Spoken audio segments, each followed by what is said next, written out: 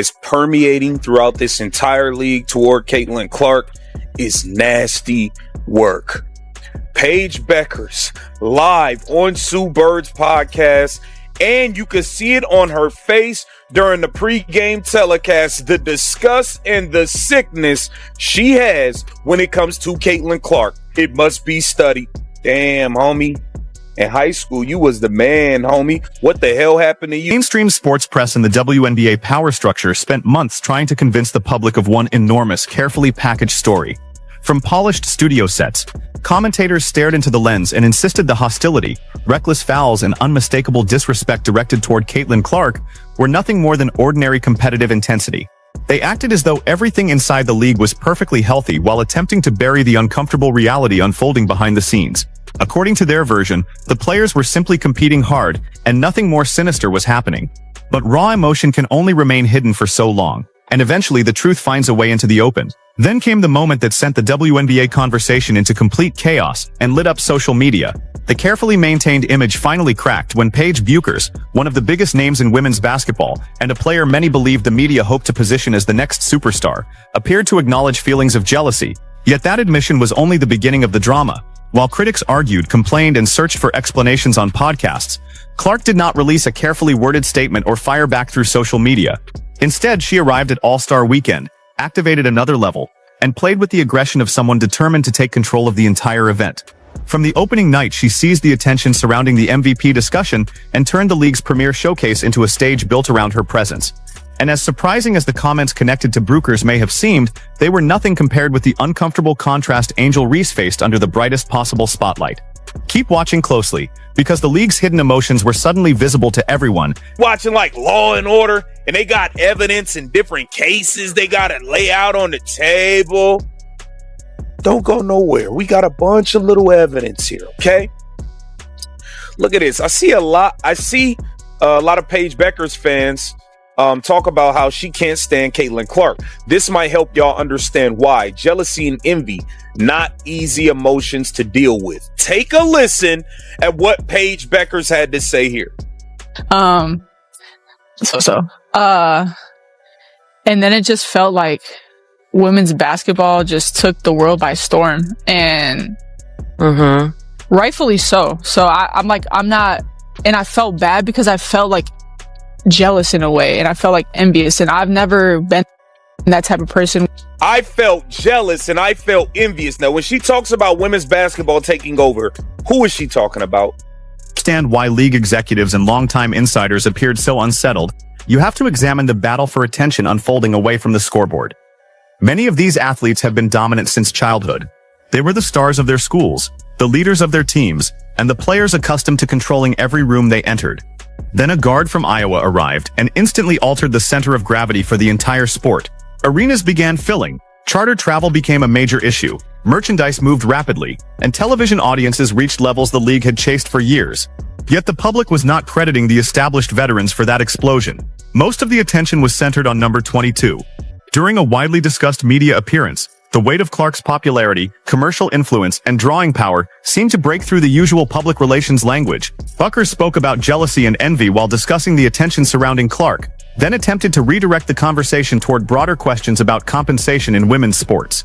Rather than removing Clark from the discussion, the shift only highlighted how difficult it had become to avoid acknowledging her enormous financial impact. This was bigger than an awkward comment or poorly phrased response. To many viewers, it sounded like confirmation of what supporters had argued since Clark entered the professional league. The hostility was not solely about defensive schemes, physical basketball, or ordinary competition. It was also tied to status, pride, endorsement money, packed buildings, signature shoe agreements, and worldwide recognition suddenly flowing toward one newcomer. For months, league defenders dismissed any suggestion that resentment was influencing the treatment Clark received. But that single exchange appeared to expose the very emotion they had worked so hard to more money. Women should have more money because they have period cramps. They need to give birth. Because she's got multiple messages to send to people. One of them is not to be believed. You're going to hear this and you're going to be like, wait a minute, let me get this straight. You think because of this you deserve more money and more accolades and more Nah, but yet all we hear from the players in this league is we want to be treated like a man, so much that it seems like 70% of the league acts like they're men. Lord knows they're trying to let biological men into the league. And we got Paige Beckers admitting that she's jealous. She's envious of the popularity that Caitlin Clark's got. I mean, yeah, I guess give her credit for two things. Actually admitting it, and the second thing being actually not trying to beat the crap out of Caitlin Clark. I mean, we can't say this. I've never heard Paige Beckers say anything, technically speaking, that's venomous, I don't think, towards Caitlin Clark. I don't remember anything. Bookers is an outstanding basketball player. But when Clark finds herself surrounded by skeptical media coverage, visible resentment from competitors, and an environment eager to minimize her influence, how does a truly rare athlete answer? She does it by dominating where nobody can edit the result, on the court. Before the WNBA All-Star event, the league's preferred storyline seemed designed to celebrate the veterans and reinforce the existing order. It was supposed to be their showcase, their opportunity to remind viewers that the established stars still controlled the league. Clark entered that setting and immediately tore through the planned narrative. From the instant she stepped onto the hardwood, her energy looked different. She was not merely participating in an exhibition. Every possession felt like a warning delivered to players and critics across the country. Each heavily contested shot from several feet behind the arc carried the force of a direct response to everyone who had questioned her. Every unexpected pass through a narrow defensive window reminded viewers that her vision operates at a speed most players cannot match. She processed movement before it fully developed, manipulated defenders with her eyes, and created opportunities that seemed impossible until the ball reached a teammate's hands. The more pressure placed on her, the more comfortable she appeared, and the louder the conversation became, the more determined she looked to control it through performance rather than work. Person where I don't want other people to succeed. Like, I want everyone around me to succeed, like, more than I want myself to succeed. Like, I just want great for people. I've always thought, like, showing light on others doesn't diminish your own. I feel like iron sharpens iron, and I just feel like really happy for people who are succeeding, because I know how hard it is to be at this level and how much work it takes and how much resilience and dedication and sacrifice. So she admitted that the women's basketball took over. We already know why. It's not because of nobody in the WNBA that was already there. This is in college. When Caitlin Clark took over, she felt jealous. Now, take a look at this. Paige Beckers was pissed while Caitlin Clark was talking about her signature shoes. Now, take a look at Paige Beckers' face while Caitlin Clark is talking about her signature shoes. Caitlin, I'm curious, did you hook up any teammates or anybody with the shoe? Or, I mean, Courtney Williams is rocking them tonight, which, like, I've had multiple people ask for them. I only have size 9 right now. Look at her face. Look at her face. So they're actually playing in my samples. Look at her face. She don't want nothing to do with it. She don't want nothing to do with this. She don't want to hear about no damn Caitlin Clark shoes. She been jealous of this girl since college. Size 2. Both the buds have them on. Both the buds have them on. So, yeah, this is a pretty fun pairing you're looking at. I think it's like Valentine's Day edition. You got the charm on there. But I was going to wear some all white ones. I'm like, that's not fun enough. We got to break out some. Look at Paige Beckers' face. She's still jealous. Some fire, had to level up. So cute with the color. The ombre matches the jersey. You mentioned teammates, right? You both have teammates you're participating with. What have you loved? Now, watch this. You gotta pay attention to the signs, man. The signs be right there in your face. The sign Dictated the action with such overwhelming confidence that the crowd seemed to lose awareness of nearly everyone else on the floor. Accomplished all-stars began feeling like supporting characters inside an event increasingly centered on her. By the conclusion of the night, the league could no longer avoid recognizing who generated the greatest excitement surrounding the weekend. For Clark's critics, it represented the outcome they had feared most. The audience, cameras, and conversation all gravitated toward the same player they had spent months attempting to diminish. The MVP storyline appeared attached to her from the moment she emerged from the tunnel. She did more than outperform the opposition. She challenged them mentally by demonstrating that resentment, criticism, and physical treatment could not erase exceptional talent.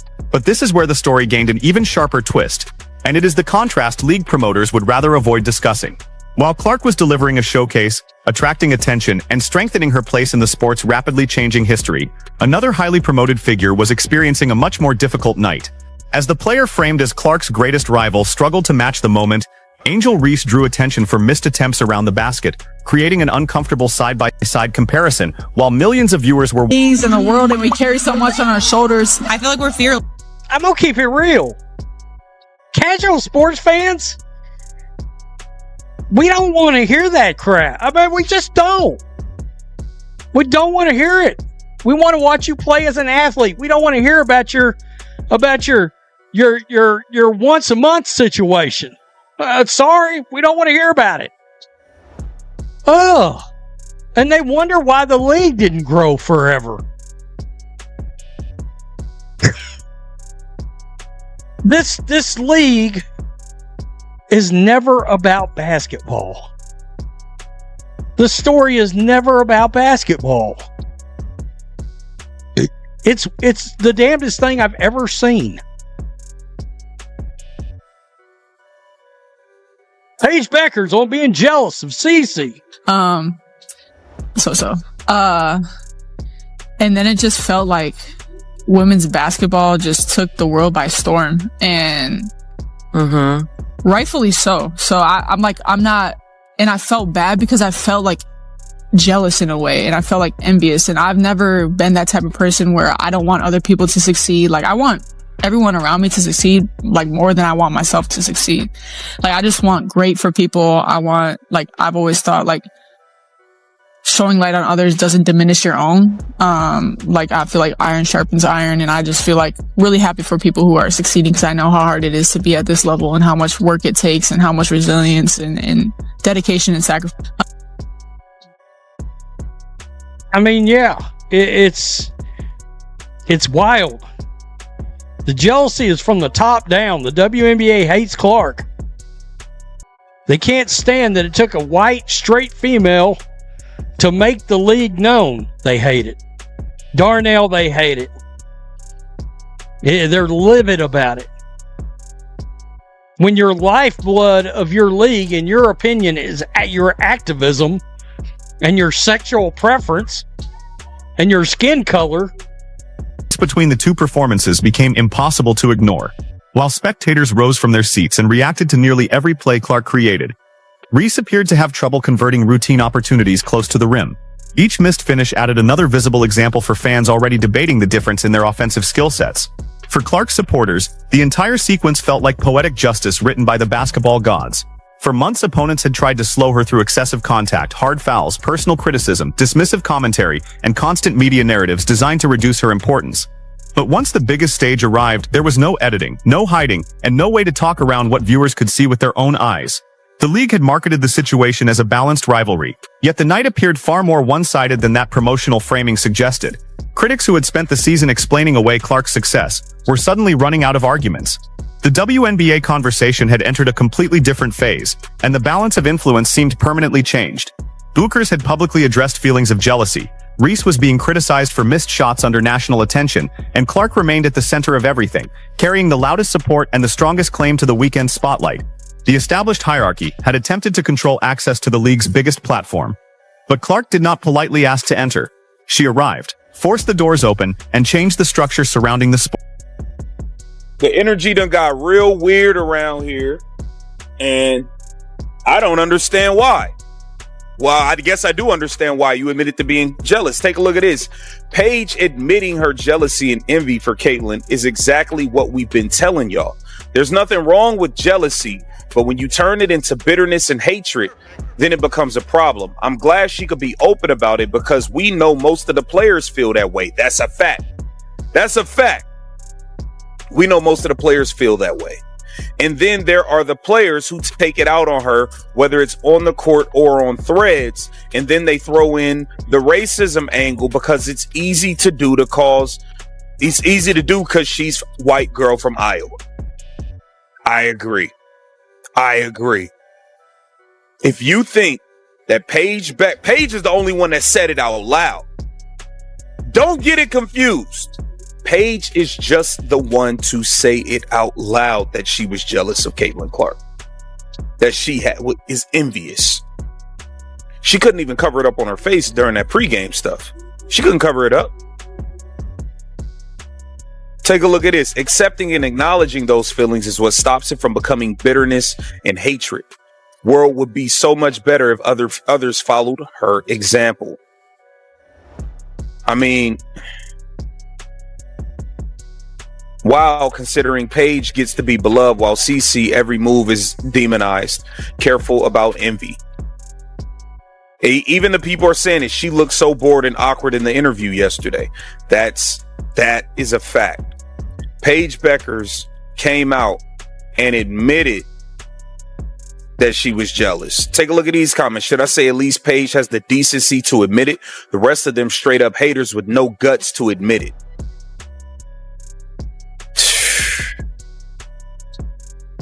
Wow. She's brave for admitting it, and I hope she learns to let it go before it takes root any deeper. Once it becomes almost impossible to think clearly. It's just look at what jealousy and envy have done to some other players. A bitter heart is like flesh-eating bacteria. Paige Beckers came out and admitted that she was jealous and envious of Caitlin Clark. And you could see it on her face in the pregame media stuff that they did together. You could see it. Why was it so awkward? Why was she just staring off into space? Why was she... when that hatred, when that envy, that jealousy isn't getting your heart, it could be hard to shake. Now, in respect to her, microphone belongs to you, because this entire situation raises questions that fans will be debating for a long time. Were you surprised to hear Paige Bucher speak so openly about jealousy? And what did you make of the contrast between Clark's command of the spotlight and the struggles of those who have been positioned against her? Share your honest reaction in the comments below. And for more direct coverage of the stories shaping the sports world, press the like button, subscribe to the channel, and turn on notifications so you do not miss the next update. This channel will continue following the moments others attempt to dismiss, and Caitlin Clark continues giving everyone plenty to discuss. Thanks for watching, and we will see you in the next video.